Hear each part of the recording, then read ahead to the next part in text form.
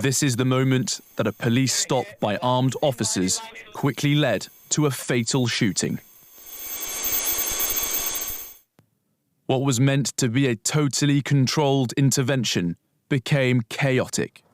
Oh, police! Show me your hands! Show me your hands!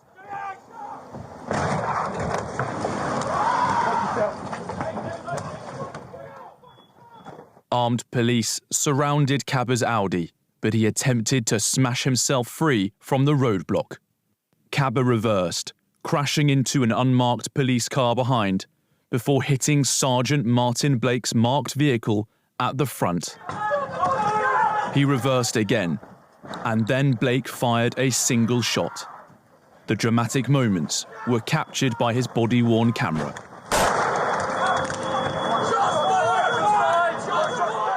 At the Old Bailey trial, an officer said that car shunting scenarios were too dangerous to train, and that officers were told to avoid the area at the front of a car known as the Triangle of Death. That was where Blake and another officer were stood when he fired his fatal shot. The firearms officer said he feared his colleagues' lives were at risk. But the prosecution said Blake's decision was not reasonably justified or justifiable. They suggested the officer may have become angry, frustrated, and annoyed before he pulled the trigger.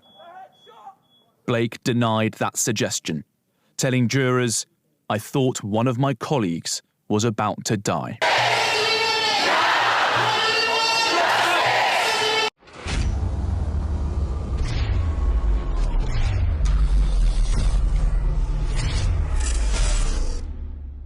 Tottenham High Street, where it all started after Mark Duggan's death. And a lot of people say Mark Duggan was murdered. You'll get some people that say he was killed because he was a gangster. Whatever it may be, to me, the armed police are trained enough to bring people in alive. You understand? So that is my view. Recently, we had a touchy case last week.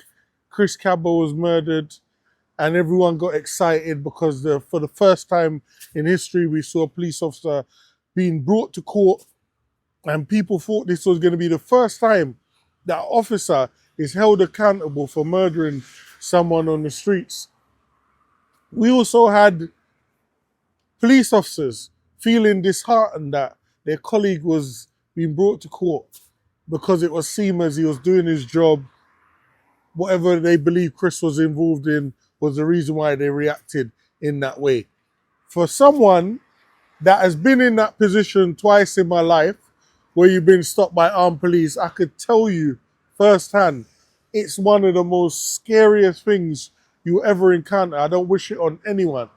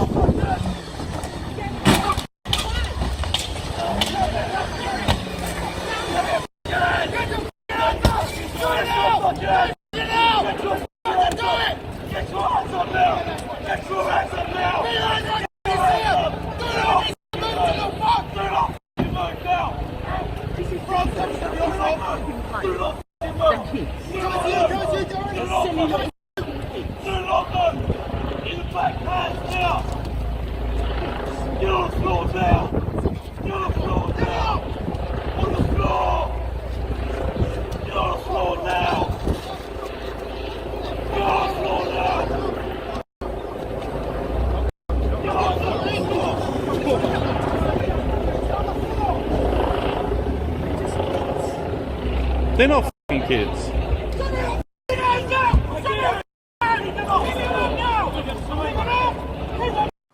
When the police come to stop you, the best thing you do is just wind down all your windows, especially if you've got tints.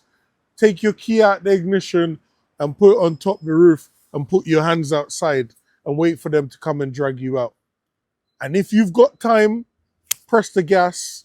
Not that I'm encouraging anyone to drive off from the police, but press the gas and just strip naked and get out of the car naked.